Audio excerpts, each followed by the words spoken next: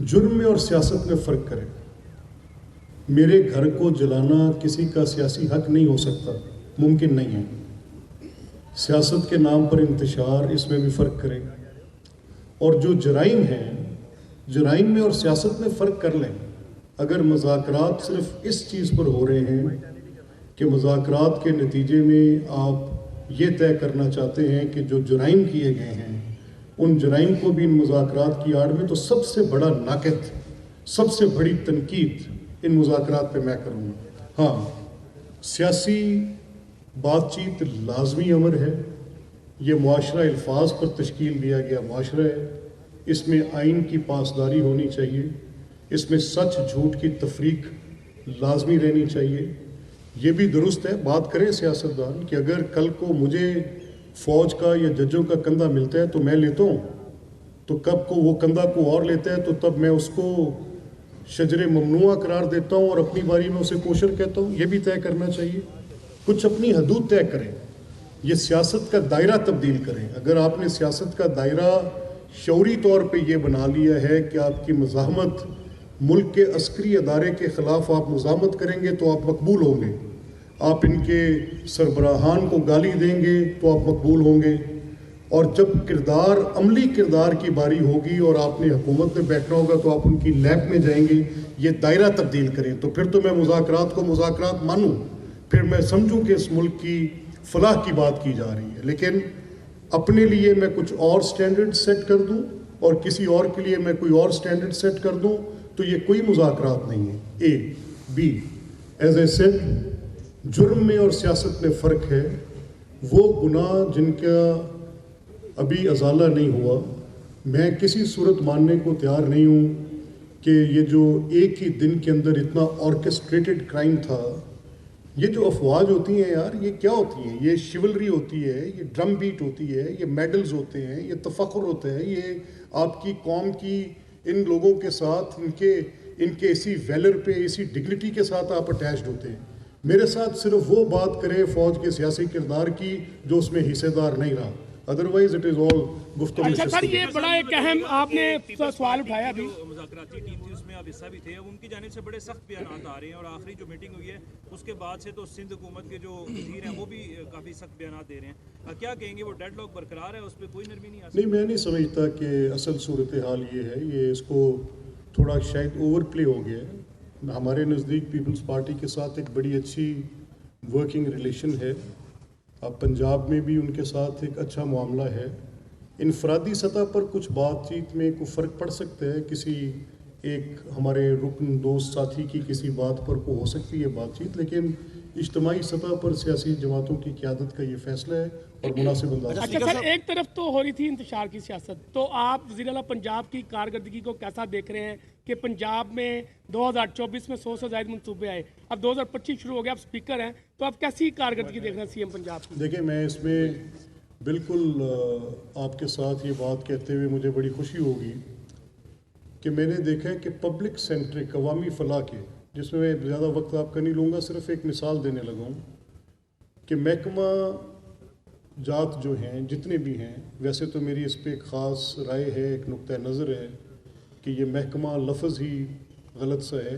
वजारतें कहनी चाहिए जैसे वफाक में थी वैसे सूबे में है, और ये 1973 के आइन का एक अनफिनिश्ड एजेंडा है, पूरा होगा। लेकिन मैं आपके सवाल की तरफ आते हूँ।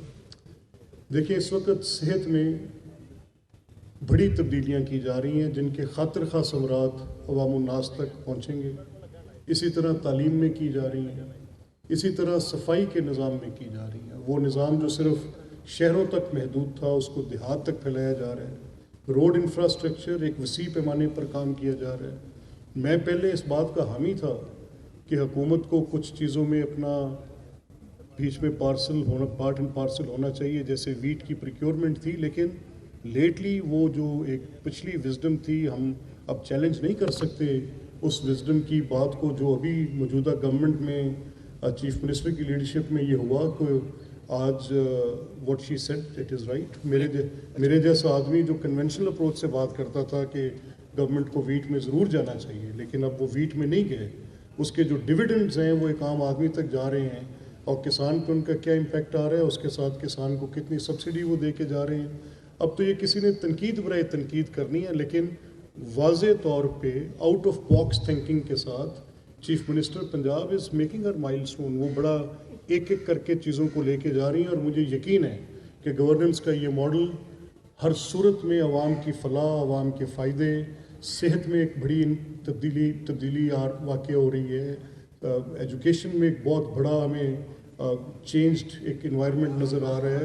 اسی طرح سے میں ہر فیلڈ میں، جس کا میں بار بار آپ سے ذکر کر رہا ہوں، نیمنگ اٹ، چاہے آپ لائف سٹاک سے لے کر کسی میں چلا جائیں، تو حکومت پنجاب کی پریزنس بڑے عرصے کے بعد، یہ پچھلے 5-7 سال میں جو ادوار رہے، اب گورنمنٹ آف پنجاب کی پریزنس فیل ہو رہی ہے، ہر جگہ پہ فیل ہو رہی ہے. تو ویل ڈن چیف منسٹر، ملک she is doing good work. صاحب یہ بتائیے گا کہ 9 مئی کا افسوسناک دن تھا، حملے کیے گئے، 85 لوگوں کو سزائیں دی تھیں، ان میں سے 19 کو معاف کر دیا گیا.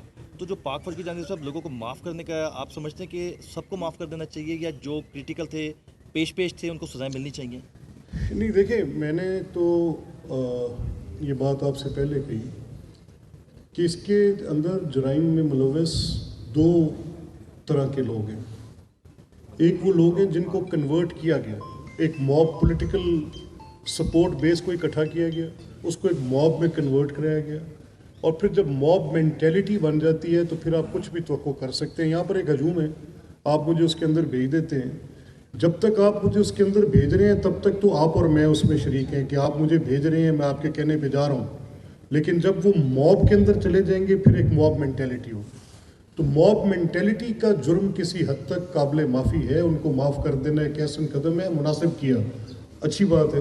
لیکن جو وہ کریٹ کر رہے تھے، جو اس کو آرکسٹریٹ کر رہے تھے، جو اس کے آرکیٹیکٹ تھے، جو اس کے پلانرز تھے، جنہوں نے اس کو ریہرسل کیا، میں بار بار کہہ رہا ہوں، اس سے پہلے ایک حمایتی جوڈیشری ریلی نکلی، لاہور میں بھی نکلی، پنڈی میں بھی نکلی، تو کیا وہی روٹ تھا جو ان کو عدالتیں بھی صرف کینٹ والی نظر آنی تھی؟ ملک صاحب ابھی آپ نے آنکھوں پہ پٹی باندھ کے تو نہیں چلا جا ملک سکتا. صاحب ابھی آپ نے کندھے کی بات کی. سیاستدان ایک دوسرے کو تو برا بھلا کہتے رہتے ہیں، لیکن اس کندھے کو کبھی برا نہیں کہتے جس کو وہ وقتاً فوقتاً استعمال کرتے ہیں. ابھی نون لیگ پہ بھی یہ الزام ہے، ماضی میں تحریک انصاف پہ بھی تھا. وہ پوائنٹ کب آئے گا جب سیاستدان مل بیٹھ کے اس کندھے کا بائیکاٹ کرنے کے قابل ہو؟ نہیں جی، میں تو اس بائیکاٹ کا حامی نہیں ہوں، میں تو فارورڈ ٹوگیدر کا حامی ہوں.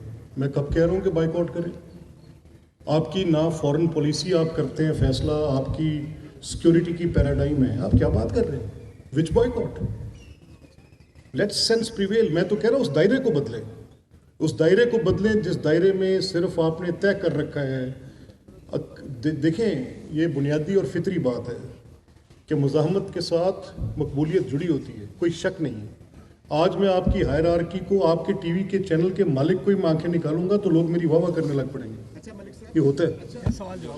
اچھا ملک صاحب، یہ بتائیے گا کہ جو سوشل میڈیا پر ایک کردار کشی ہے اور جھوٹ پہ مبنی ایک بیانیہ بنایا جاتا ہے، ریاست مخالف، اس کے صدیب آپ کے لیے گورنمنٹ کیا اقدام ہے؟ دیکھیں، یہ تو میرا ماننا ہے کہ یہ بھی انہی جرائم میں سے ایک جرم ہے.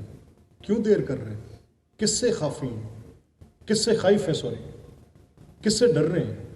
اگر آپ سمجھ رہے ہیں کہ یہ جھوٹ پر مبنی یہ کام کرنے کے بعد آپ کی ریاست کے اداروں کے خلاف یہ چیز ایک کردار ادا کر رہی ہے تو اس کی سرخوبی کریں.